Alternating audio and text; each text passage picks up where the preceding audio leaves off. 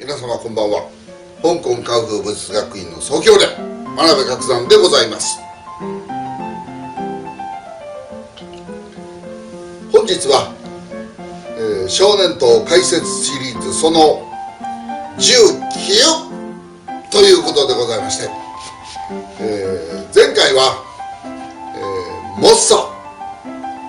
サをやらせていただきました。それから続きますのは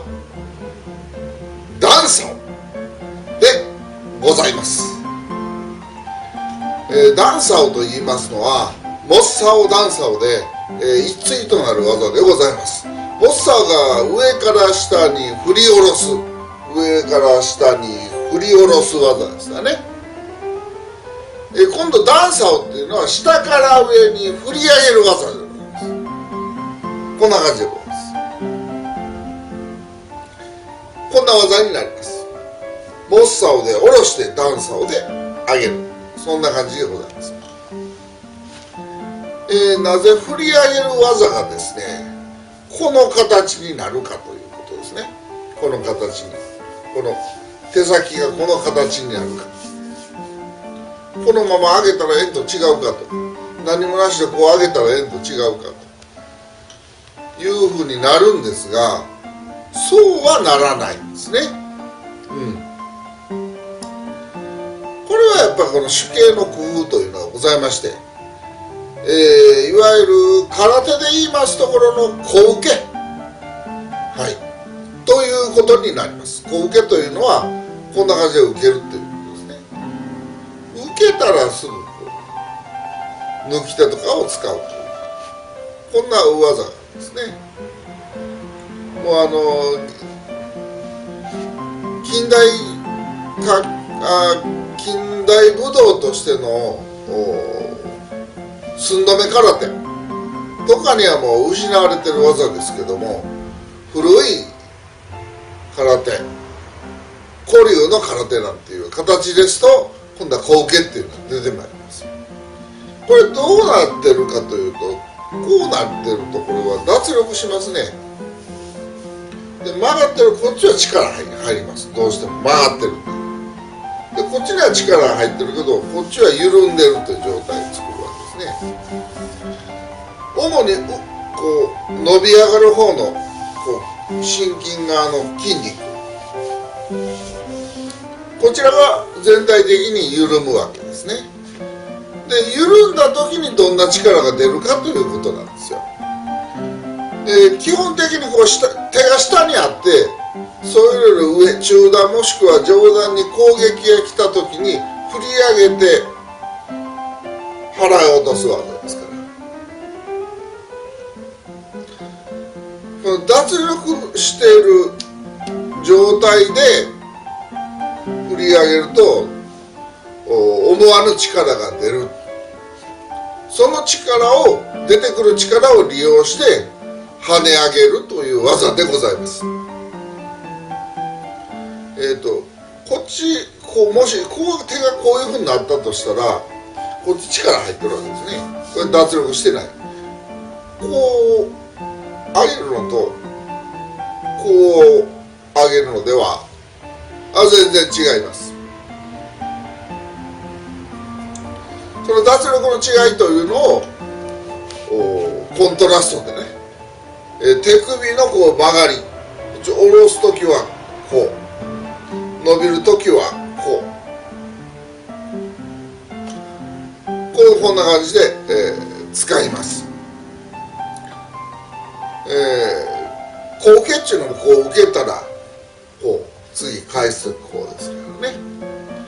手首の曲げ伸ばしというのをうまくと利用して、その工夫によって力を発揮させようかということなんですね。ですからここから先がむちゃくちゃになってるような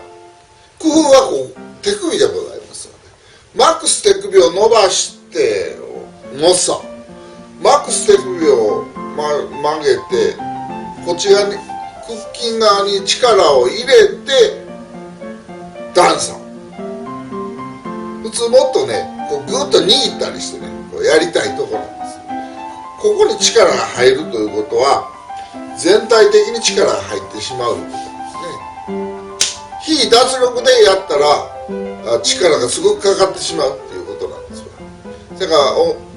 力がなくて、それができなければならないという女性が作ったという憲法からするとそれはおかしいわけでございますね。ですからグッと握ってあげる、これだけではあります。で基本人間にこう重力がかかってる上から下で、重力に逆らう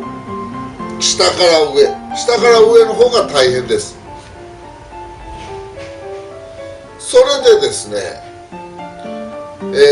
この上げる時にこう使うとしまして、これ背筋力というのを利用する、ただこう受けだけの工夫だけであります。こう腕を上げるのを腕の力だけで上げず、少し背筋力をアシストしてもらって上げます。そうしないと逆に言うと上がりません。そうすると上から下に押さえつけるような力でグッとかけられても腕は上がっていくわけなんですね。まあこんな感じになるわけです。ほんでダンクしまして握り直してでサウ君、これで第2節は終了でございます。もうサウ君というのはもう何回も出てますので、もうここでは割愛させていただきますけれども、モッサオダン君サウ君、これで第2節は終了でございます。まあ、第2節をまとめさせていただきますと、第2節っていうのは必ずニコイチなんですね。両手で行う。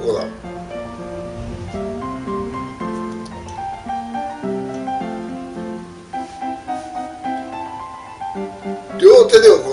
で、技の数は比較的短い。すぐ終わってしまいます。ですが必ず両手で行うということです。でも実践で両手で使うことはほぼありませんので、これは片手で行うということでございます。で片手でやりますとバランスが崩れる。両手でやってるからバランスがええわけです。これ片手でやりますとバランスがすこぶる悪くなります。こう自分が腕に振られましてね、こんな感じになるんですね。でこうするので重心を安定させながら片手で行うということが大事なんです。だから重心が不安定だからこれニコイチになってるわけですね。で現実に使おうとするならば重心が安定した後でないとこの技たちは全部使えないということになるわけでございます。で重心が安定するということにかけて言うなら、小練度のレベルでは全部使えませんということになります。小練度のレベルで、重心が安定している人っていうのはまずいませんので、重心がやや安定してきたかなっていうところで第2節は第1節第2節の、技っていうのは終了してしまいます。小練度のレベルでは、それができる第2節の技をちゃんとできるという人は誰もいないと思います。次の人教という方になってやっと重心が安定してくるというようなことが起こってきますので、その段階に至ってようやくこの第2節の技というものは使えるということになってまいります。ですからもう英春圏入門されて、それで少年とを始めたという方にとってこの技使えるかというと使えるもん全部ないわけですね。いろいろ習われて少年とできるようになったななんていう感じになってきて、第一節がちょっと収まってきたなっていう感じになれば少年とのレベルは終了でございますが、重心がもう一つ安定してないと、で力も抜ききってないというようなことでしたら、脱力しなければならない。で両手でやるから、やるものを片手でやったら不安定になるっていうのを克服しなければ、この第二節の技というのは一つも使えませんので、まだまだ必要ではないというような結論になります。それとですね、段差をですが、この相手の顎を狙う技というふうな感じで、こう上げたら顎をこう当ててる解説をしている動画がございます。私もその単行本で、そういうふうになってる動画を見ましたが、こんな感じで、これ軌道がこう振り上げてる動画ですのでね、ここでちょうど相手の顎を当てようとしたらですね、こうお腹に当たってしまいます。お腹に先当たってしまう。ここに顎があるとしたら振り上げるわけですね。下にこれが当たらないとここ当たらないんです。だから無理。正面ってこれを顎にちゃんとヒットさせるというのは無理でございます。